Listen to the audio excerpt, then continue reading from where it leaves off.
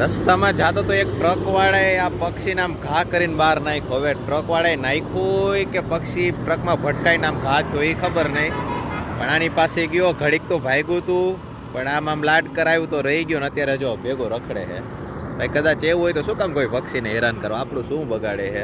પણ આ કયું પક્ષી એ જ નથી ખબર પડતી. આંખ તો જો લાલ લાલ, બાકી આવું છે આખું.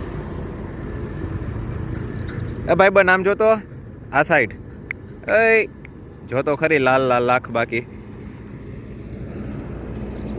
આ બાજુ જો. હવે એ ભાઈ બન આયા આયા